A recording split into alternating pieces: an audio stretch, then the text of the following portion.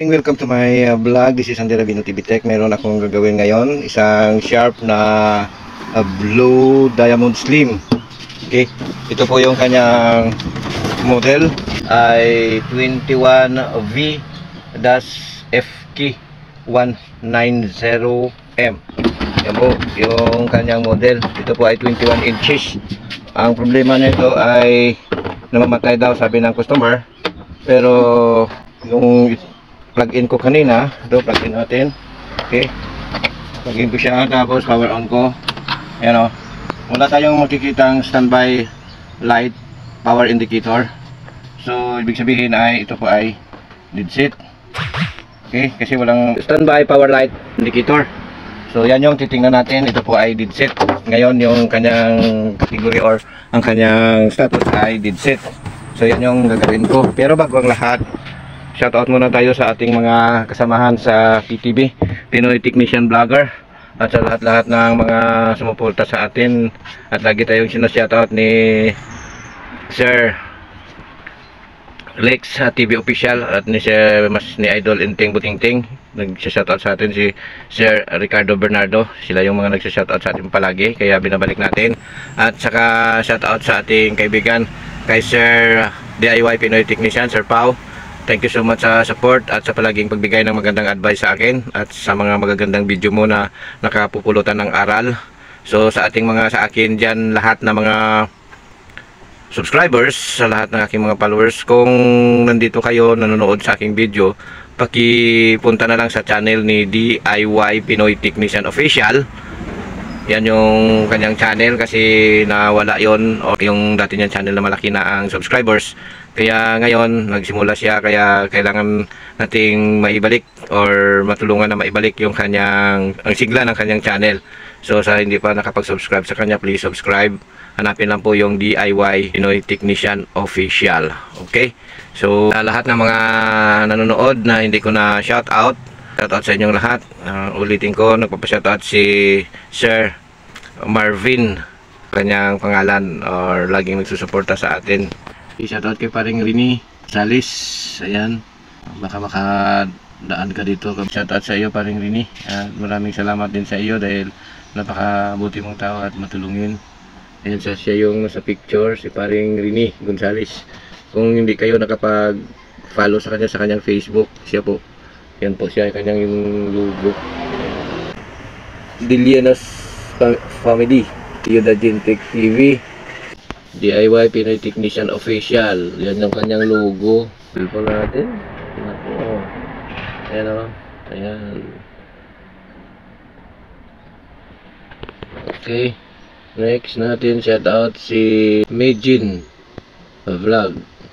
At saka si Enteng Butingting, Lyoda Mex Vlog, Mariel Mar, Majoy Jason TV, Ma'am Majoy, shout out.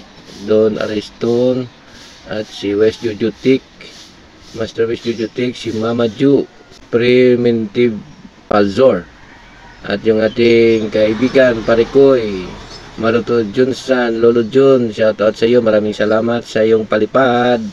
At ganoon din kay Sir Alex Bautista of Difficulty Electronics, shout out din sa ating Tokayo Andy Tech.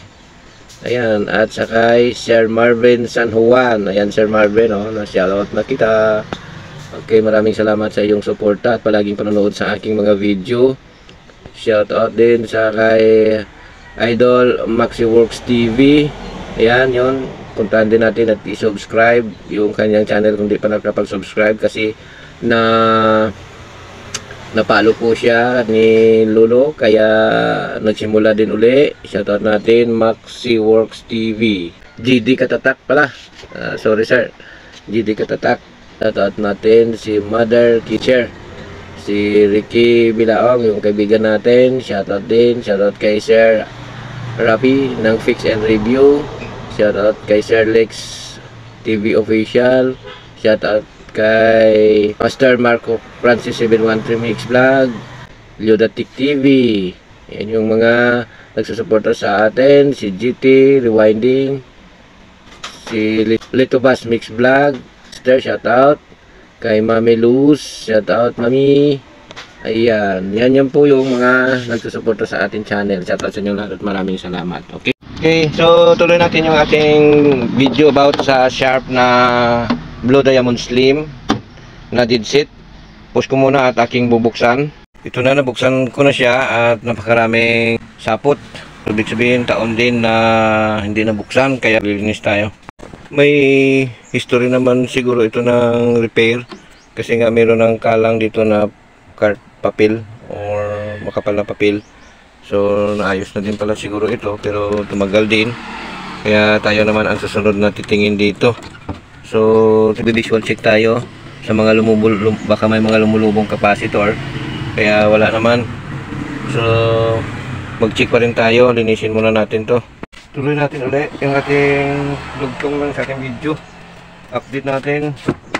Dahil ito nga ay deadset, yung katos ng TV na ito. Ang unahin natin dahil deadset, walang power indicator na pumapasok. Ngayon titingnan natin. Ang una natin gagawin dito ay mag step by step tayo kasi deadset nga power. Yung pinagmula ng ating power ay dito sa ating source, dadaan yan dito sa switch, papunta yan sa fuse at papasok sa choke coil hanggang makaabot sa ating at magko-convert sa DC na magiging 300 volts yan pag nakaabot na sa ating main filter capacitor. Okay, so dahil deadset ito, ang una natin gawin ay check natin ito ang ating cord. Yan yung tinatawag natin na step by step. Okay. So step by step troubleshooting tayo sa pamamagitan ng line to line. So check natin, lagay natin dito sa dalawa, sabay na natin para madali tayo. Check natin dito kung makikita ito sa isang linya. Meron tayong buzzer na maririnig, tapos dito sa kabila ay wala. Ibig sabihin ay putol po yung linya natin sa ating cord. So meron na tayo isang idea na makukuha. And then pag kinabit natin itong sakit dito, check na wala tayong makukuhang source dito. Kaya hindi muna natin ito gagalawin yung kanyang cord dahil kanina na-check ko na wala tayong nakukuhang 220 volts dito sa ating sakit kasi nga putol yung ating linya. Putol yung isang linya natin dyan. So yung ating susunod ay meron tayong service na cord. Ito po yung ating ilalagay dito sa kanya source na sakit din. Lagay natin sa dito, tapos ikabit natin yung ating service cord. Dito lang natin ilalagay. Titsakin natin na tama yung nilalagyan natin kasi pag hindi, puputok ito at baka matamaan pa ng tilamsik yung ating mga mata. So mag line to line ako dito sa ating cord dahil buo itong cord natin. Ayan. Okay, so dito sa switch, tingnan natin ng switch kung umabot siya dito. Ayan, so on natin, tingnan natin muna naka off, wala, tapos i-on natin. So buo yung ating switch at saka yung ating fuse. Ngayon i-check natin muna kasi na-plug in ko kanina ito. Malay natin baka nakapasok pa kahit kunti yung source natin. So i-check natin itong 300 volts sa main filter. Ito, main filter po yan. So i-check natin. So wala tayong voltaheng nakukuha dyan. I-short na natin para short tayo. Kasi mababa, napakababa, point na lang. So set na tayo. Ngayon mag-check na tayo dito. Una-una i-check natin kasi i-directa na natin yung switch on. Naka-switch on na tayo sa ating switch. And then, hindi lang makikita ang ating plug dito. Ayan, dito, ito. Outlet. Hindi lang makikita yan. So, doon na lang tayo sa ating ginagawa. Dito ko yan itutusok. Ngayon, mag-AC tayo. Sa AC. Okay. Check natin dito sa plug or sa cord kung merong supply. Tingnan natin. Okay, may nakikita na tayong 224 at may ilaw na nakulay asol. Okay, hindi lang makikita dyan pero may kulay asol na ilaw. Papasok tayo dito sa ating AC sa may rectifier diode na bridge type. Saksak natin. Meron din tayong 224 Tapos check natin dito sa may 300. Okay. Ayan. Saksak natin. Ayan, meron tayong 309 na supply. And then papasok na tayo doon sa secondary dahil may nakita na tayong supply. Lagay lang natin sa ating ground or pwede naman dito kung kaya ng kamay, o dito na tayo sa collector. Ito yung ground or negative, ito yung ating positive or collector. Check natin kung meron tayong 115 or 125. So meron tayong 129 volts. Ibig sabihin meron tayong supply dyan. Okay, meron na tayong supply. Ngayon check natin yung ating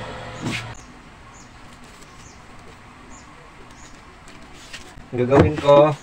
Ilalagay ko sa ground body ng TV dun sa ground strap, tapos i-check natin kung connected yung pinaglagyan ko. Ayan, so connected naman.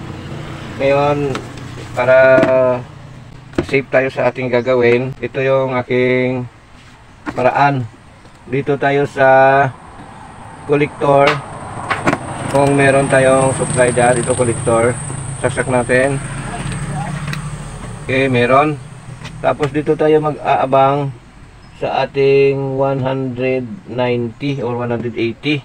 Kung meron tayong masusukat dito na voltahe, ibig sabihin noon ay nagusulit yung ating TV. Okay, so wala. Switch on natin sa remote. Ayan o. So meron tayong 191.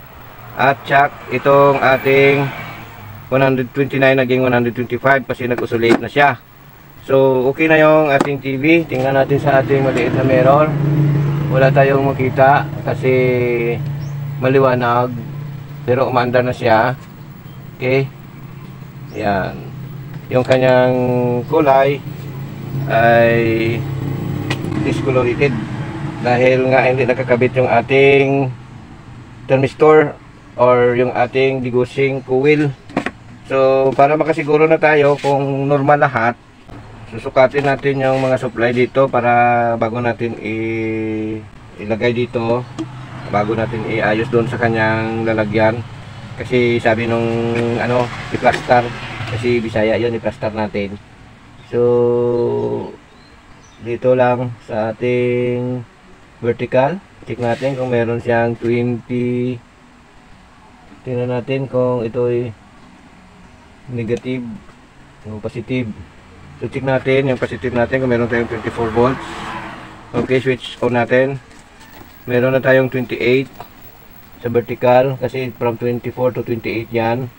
Tapos titingnan natin sa ating screen kung meron tayong 338 sa screen voltage. Sa RGB natin 166, yung isa 170, yung sa isa natin ay 95 kasi ang TV na ito nakakulay blue pag walang signal. So okay lang yan na hindi balanse yung voltahe sa RGB pag walang picture. Pero pag nalagyan na ng signal or picture yan or antenna yan, ay magiging parehas na yung kanyang supply dyan. So titingnan natin kung meron tayong 33 volts sa ating tuner. Meron naman tayong 32. Tingnan natin yung 5 volts, meron din. Ibig sabihin gumagana yung tuner natin. Tingnan natin yung EGC niya ay 4.7, ibig sabihin naka-antena ito. So tanggalin na natin muna ito, tapos dahil normal yung mga voltahe na i-check ko, temporarily ito po yung aking gagamitin na plug para matingnan kung meron na siyang signal. Pero yung ating degaussing, tingnan muna natin kung meron siyang meron tayong 15 volts pa na naka-stack. Atin siyang i-discharge para safe yung ating tester. Okay, discharge muna natin. Yung gamit ko lang na pang discharge itong aking soldering iron, yung kanyang filament. Ayan discharge natin. Okay, so na-discharge na natin, tapos mababa na. Ayan, 0 na. Tapos check natin yung ating degaussing kung merong, so wala. Ayan 1.6 33K. So mataas to 10K. Tingnan natin kung gumagana ito yung degaussing natin. kasi nakakulay or discoloration yung ating picture. Tingnan natin kung merong connection, kung ilang ohms. Mainit pa kasi. Kaya ito kasi pag uminit ay hindi nag-o-open ito. So meron tayong reading dito na 600, bumababa siya. Ibig sabihin okay ito habang lumalamig. Ayan. So ibalik natin ito.